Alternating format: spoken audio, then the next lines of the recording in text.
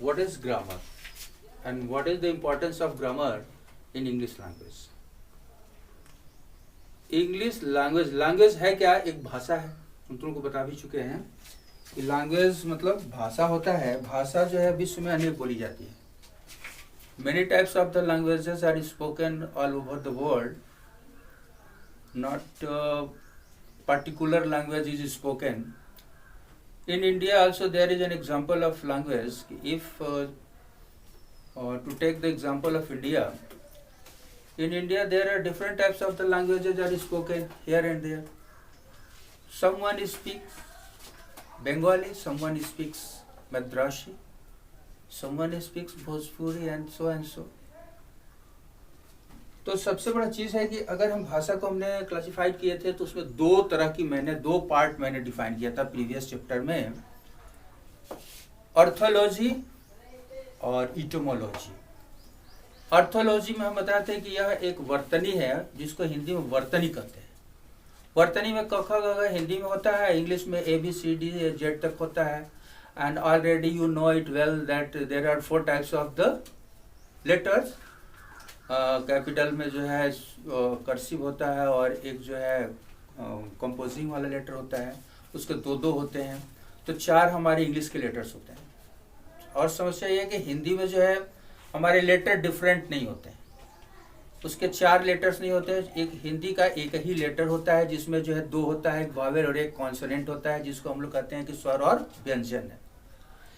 English में भी वही दो ही चीज़ होता है. लेटर के जो है 2 पार्ट होते हैं, 2 साउंड होते हैं, लेटर साउंड, जिसमें जो है हमारा एक वावेल होता है, एक कॉन्सोनेंट होता है. लेकिन लेटर के हमारे टाइप्स जो है ना 4 होते हैं, जिसमें हम बताएं कि कंपोजिंग के 2 लेटर्स होते हैं, बड़ा और छोटा, और जो राइटिंग वाले होते हैं, रिटन वाले होते हैं, उसके भी 2 होते हैं, छोटे और बड़ा. मतलब कैपिटल स्मॉल होता है कर्सिव में भी और उसमें भी. तो यहाँ let us come to know that what is the definition of letter. Letter है क्या? What is letter?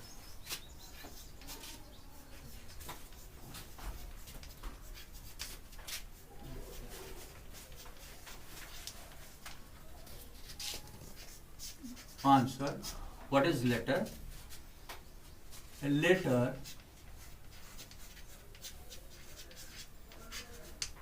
is the smallest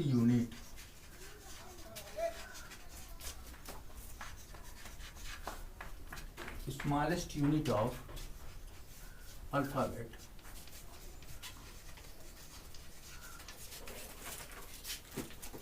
A, B, C, dot Z. ये हमारे लेटर हो गए. अगर हम चलते हैं लेटर के बाद जो है अल्फाबेट है क्या?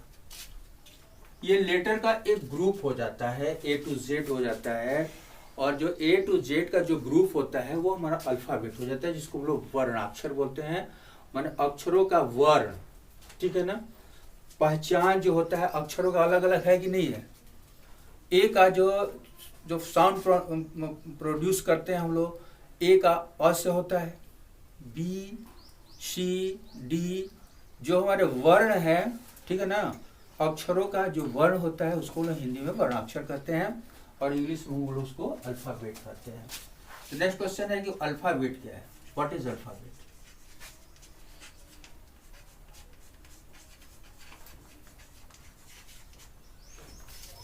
What is alphabet? अल्फाबेट है क्या? सिंपल से लोग डिफाइन करते हैं कि alphabet is a group of letters. Simple सी बात. जो वर्णाक्षर है अक्षरों का एक समूह होता है, उसको हम लोग क्या कहते हैं? वर्णाक्षर कहते हैं. तो एक ग्रुप ऑफ लेटर्स.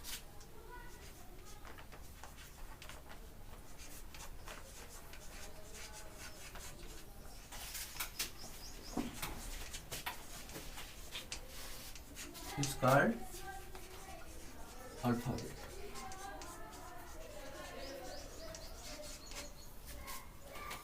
अब देखो ध्यान दो, टू टेक केयर. जैसे हम लोग अल्फाबेट की बात आता है, इंग्लिश अल्फाबेट, तो उसमें हम बताएं कि लेटर साउंड में इसमें 2 होता है, जो हम कहते हैं कि वॉवेल एंड कॉन्सोनेंट. तो वॉवेल एंड कॉन्सोनेंट होता है, तो वॉवेल एंड कॉन्सोनेंट को पूरा कंबाइन कर देते हैं तो हमारे 26 लेटर्स होते हैं. तो जो 26 लेटर्स जो होते हैं हमारे, वो कंप्लीट 26 लेटर्स जो है हमारे क्या हो जाते हैं, अल्फ़ाबेट हो जाता है, वर्णाक्षर करते हैं। अब इन वर्णाक्षर में जो है हम जब कॉम्बिनेशन ऑफ द लेटर्स करते हैं, जोड़ते हैं, जैसे स्पेलिंग लिखना है, if you want to write any spelling, if you want to write a spelling of anything, at least to be know that what is the importance of vowel and consonant, how will you adjoin your vowel and consonant to make a real words. So that is your things, that one things, if you want to know, first आपको जानना होगा, you will have to know that ये जो है तुम्हारा, जैसे spelling लिखते समय हमारा हर एक लेटर जो होता है, बिट ऑफ लेटर, जैसे अगर हम लेते हैं क लिखना है, if you want to write क इंग्लिश में क, तो क मीन्स होता है कि के प्लस ए, इट मीन्स क। इन हिंदी हम क कहेंगे तो के के साथ ए रहेगा तभी क होगा, तो ये हमारा क हो गया। तो इस तरह से जो हमारा जो भी हमारा प्रोनाउंसिएशन होता है, देखो कहीं डबल ई और आई, ओ यू, यू का है ना, ETC, ये हमारे वावेल जो है, अलग अलग डिफरेंट टाइप्स ऑफ वावेल्स जो हैं हमारे, जब कुछ कोई भी स्पेलिंग लिखते हैं तो हमको देखना पड़ता है कि कौन सा वावेल कहाँ पर यूज करेंगे, और हाँ फिर इसका जो है कैसे स्पेलिंग। जैसे मान लिखना है सीड, नीड, तो नीड लिखना है, if you want to write the need, तो NEED, easily you write here the spelling of need is NEED. If you want to write like this to be NID, तो NID हम नहीं लिखते हैं, कहते हैं कि ये नीड का स्पेलिंग क्या हो गया, गलत हो गया, ये सही हो गया। तो ऐसा क्यों हुआ? जैसे हम लोग हिंदी में कहते हैं कि एक छोटी और बड़ी का जो मात्रा होता है, हर्षई और दीर्घई, हर्षऊ और दीर्घऊ, वैसे ही जो है इसमें भी होता है डबल ई और आई का। तो डबल ई आई जैसे है वैसे ही डबल ओ होता है। डबल ओ का उच्चारण, जैसे हमने कुक कहा, बुक कहा, टुक कहा, तो इसका जो है हमको विशेष रूप से ध्यान देना कि तुरंत जो है quick pronunciation, if you make the quick pronunciation of need, need, it means that to write NEED. If you make the pronunciation, low pronunciation of E, need, I think that it will be make the pronunciation, slow pronunciation of need. Here you will use NID, slow pronunciation and quick pronunciation. To mind the sound of the vowel, if you mind the sound of the vowel, easily you can write the correct spelling of the words. If you don't understand the quick or slow sound of the vowel, sound of the letters, you cannot write the correct spelling. Suppose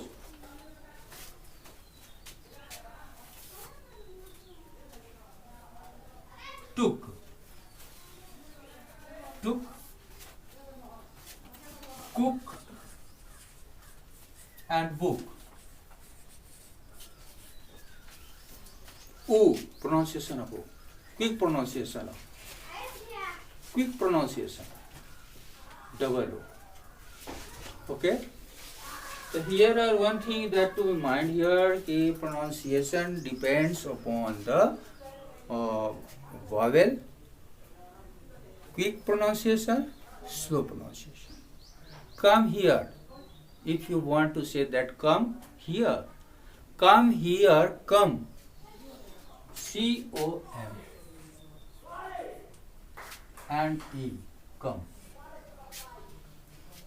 O and E. Here are two vowels, O and E.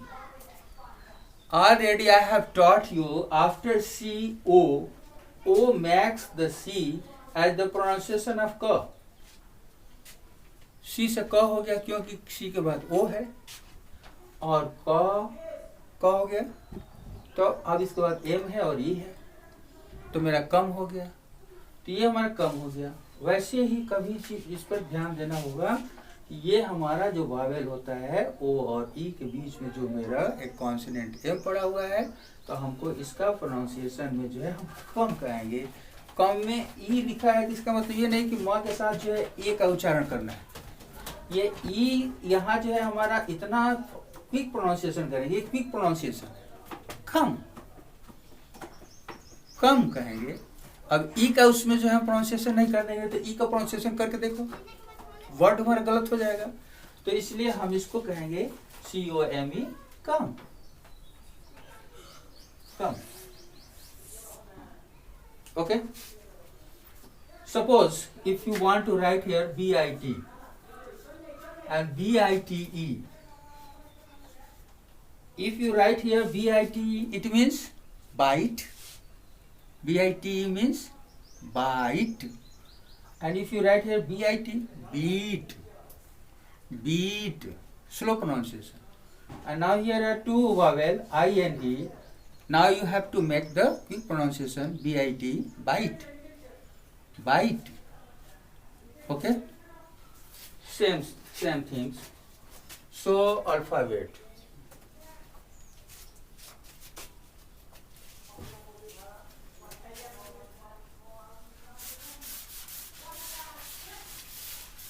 Letter sound to take here. Students, it is my request to sit properly at their home and try to read the theme of the basic concept of grammar, because recently you know that the coronavirus, a great problem of entire the world, everywhere there is a problem, and social distancing and so many things, many rules and regulations are provided by the government. So no need to go outside of the house. Sit properly at your home and try to read the matter carefully, what the matter has given on this YouTube program. So now here are how many types of letter. Question.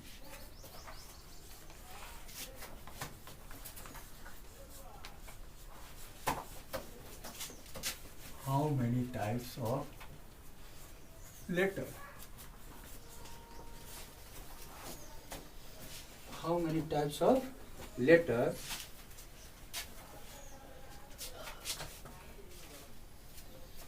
Go and bring a chalk stick.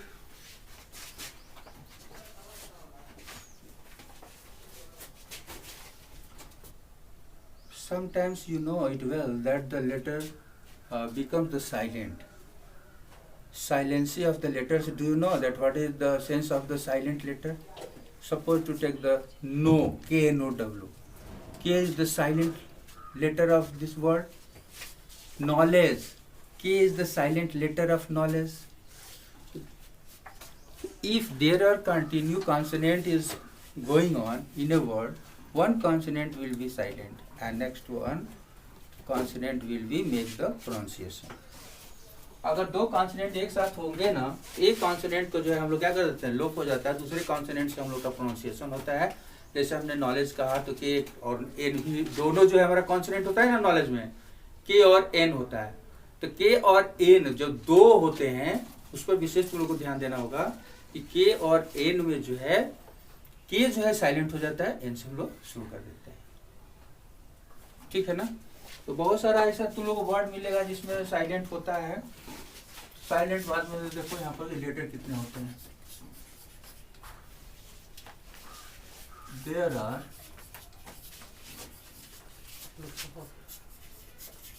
2 type of letter sound.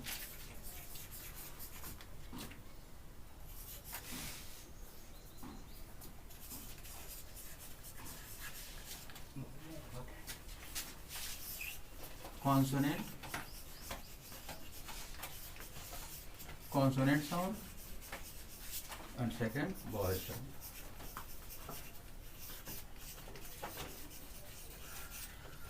Consonant and vowel. If you use the consonant and vowel exact on right place, easily you can write the correct spelling, correct words. If your position or condition of the consonant and vowel are display here and there, your word cannot be written by students correctly. So इसलिए जो है तुम लोग को ध्यान देना होगा कि जब भी कोई चीज सुनो ध्यान से, स्पेलिंग कभी गलत नहीं हो सकता है। अगर तुम ध्यान से सुनोगे तो निश्चित तौर पर जो है उसका स्पेलिंग तुम सही लिख सकते हो। अगर थोड़ा सा भी अगर ध्यान नहीं दोगे, उसका प्रोनाउंसिएशन अगर तुम लोग ध्यान नहीं देते हो तो तुम लोग स्पेलिंग गलत हो जाएगी। तो हमारा कॉन्सोनेंट और वावेल साउंड हो गया। अब सेकंड चीज है कि देखो इसके बाद हमारा जो है वर्ड होता है। वर्ड इसको हम सीधे कहते हैं कि एक ग्रुप ऑफ लेटर,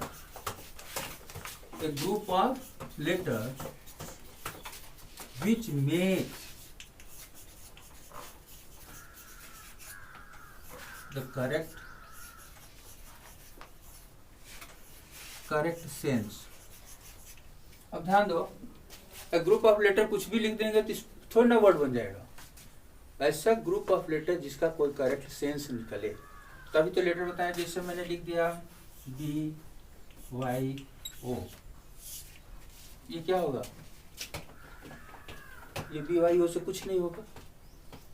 लेकिन अगर वही हम लिखते हैं BOY तो हम कह सकते हैं कि बॉय, क्योंकि कॉन्सोनेंट अगर इसको पढ़ेंगे तो यो पढ़ेंगे। क्या पढ़ेंगे इसको? BYO को क्या पढ़ेंगे? यो। बी क्या हो जाएगा? साइलेंट हो जाएगा। और YO को हम लोग क्या पढ़ेंगे? यो पढ़ेंगे। जबकि BOY रहेगा तभी हम बॉय पढ़ेंगे, क्योंकि एक कॉन्सोनेंट के बाद एक वॉवेल होना चाहिए, तभी हमारा एक कॉन्सोनेंट का जो है प्रोनाउंसिएशन मेरा होगा। अगर डबल कॉन्सोनेंट एक साथ चलता है तो हमारा एक कॉन्सोनेंट हमारा साइलेंट होगा, तो दूसरे कॉन्सोनेंट का ही हम उच्चारण करते हैं और उसी से जो है हमारा वॉवेल का जो है मतलब प्रोनाउंसिएशन होता है। तो इस बात पर तुम लोग ध्यान रखिए, एक group of letters which makes the correct sense is called word. Is called word. उसी को हम वर्ड कहते हैं।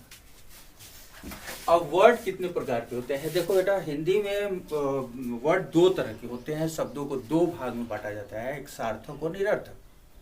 लेकिन इंग्लिश में तो निरर्थक शब्द ही नहीं होता है, मीनिंगलेस वर्ड्स नहीं होते हैं, मीनिंगफुल वर्ड होता है। तो अगर वर्ड के बारे में चले तो एक मीनिंगफुल और meaningless. Meaningful, second meaningless. Meaningless ये सार्थक हो गया, ये निरर्थक हो गया। लेकिन अगर मीनिंगलेस की बात करें तो इसकी जरूरत अंग्रेजी में नहीं है, मीनिंगफुल वर्ड्स की जरूरत है। तो हमारे मीनिंगफुल वर्ड्स को कितने हैं? 8 हैं। There are 8 types of the words in your dictionary. 8 है, ये शब्दों से पूरा डिक्शनरी तो भरा है।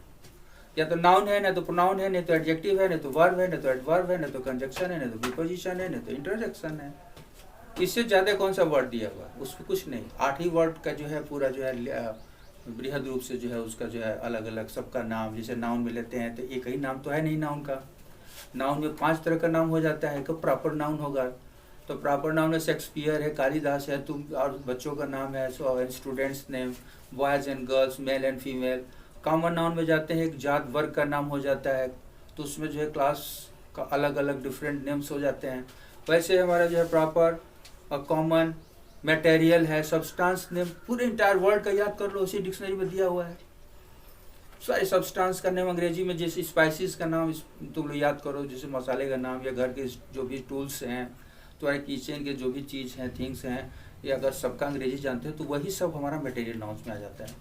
कलेक्टिव नाउन में कलेक्शन है, ग्रुप है, जहाँ है वो नाम याद करते हैं। ऑब्स्ट्रैक्ट नाउन में फीलिंग्स, इमोशन में जो भी वर्ड आ जाते हैं उसको हम ऑब्स्ट्रैक्ट नाउन करते हैं।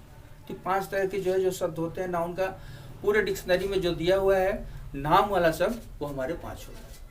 हम ऐसे प्रोनाउन पर चलते हैं, एडजेक्टिव, वर्ब, एडवर्ब, कंजक्शन। ये 8 हमारे जो होते हैं, 8 kinds of the parts of speech जो होता है, वो हमारे जो है वर्ड्स होते हैं, जो कि हमारे डिक्शनरी ग्लोसरी में जो है उसको दिया रहता है।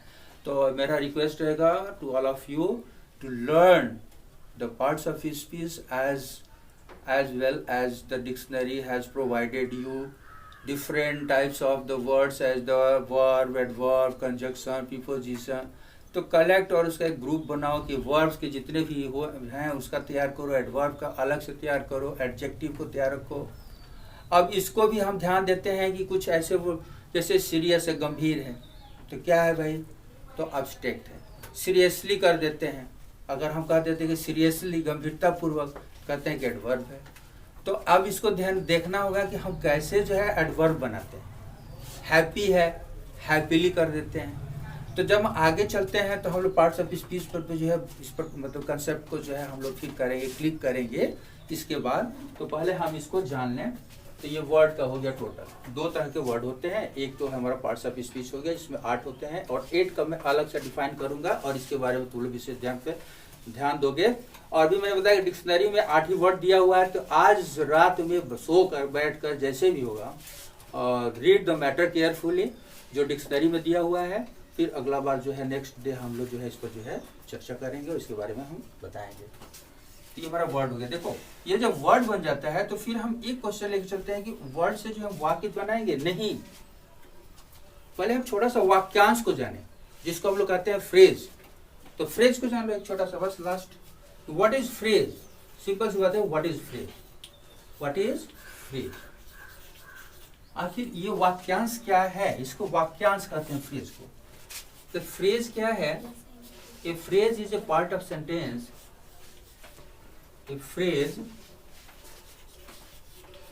Is a part of sentence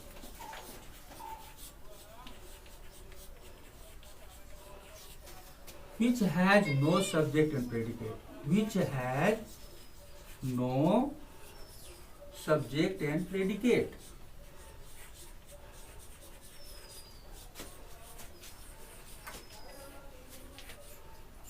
इसके सब्जेक्ट और प्रेडिकेट नहीं होता है। सब्जेक्ट और प्रेडिकेट इसमें फ्रेज में नहीं होता है। और फ्रेज हमारे 3 ही तरह के होते हैं, या तो नाउन फ्रेज है, एडजेक्टिव फ्रेज है, नहीं तो एडवर्ब फ्रेज है। तो हम नाउन फ्रेज, एडजेक्टिव फ्रेज और एडवर्ब फ्रेज, ये 3 फ्रेज हम लोग को जानना बहुत जरूरी है। अगर हो गया नाउन फ्रेज, नाउन फ्रेज। दूसरा हो गया सेकंड एडजेक्टिव फ्रेज।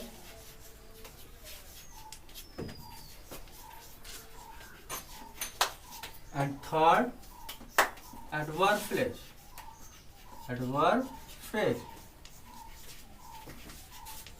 ये हमारे 3 फ्रेज हो गए।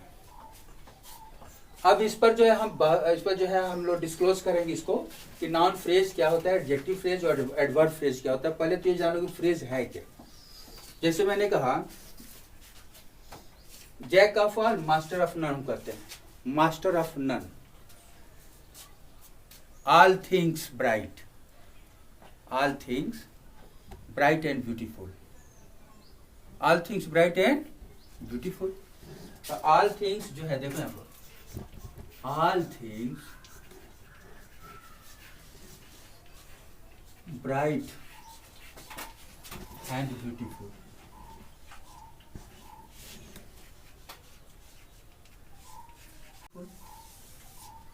अगर मैंने ये दिया तो इस पर देखो ध्यान से कि इसमें सब्जेक्ट क्या है, प्रेडिकेट क्या है। इसमें न तो कहीं हमारा प्रेडिकेट का पता चल रहा है, ऑल थिंग्स ब्राइट लग रहा है एंड ब्यूटीफुल सब्जेक्ट तो दिख रहा है, लेकिन प्रेडिकेट का भाव इसमें नहीं दिख रहा है। तो जब हमारा सब्जेक्ट और प्रेडिकेट जो है नहीं रहेंगे, जब जैसे हम पट्टी डम पट्टी सेट ऑन द वॉल, तो सेट ऑन द वॉल जो है हमारा क्या है, एक फ्रेज है। तो यहाँ पर जो है हमको यह ध्यान रखना है कि फ्रेज जो होता है वो शुरुआत होता है, फ्रेज से हम लोग का फिर क्लास बनेगा। तो इसके बाद जो है हम लोग नेक्स्ट जो है कल जो है इस प्रोग्राम को जो है फिर करेंगे, देखेंगे। तब तक के लिए आप लोग इसको जो है क्लियर कंसेप्ट करोगे। ओके।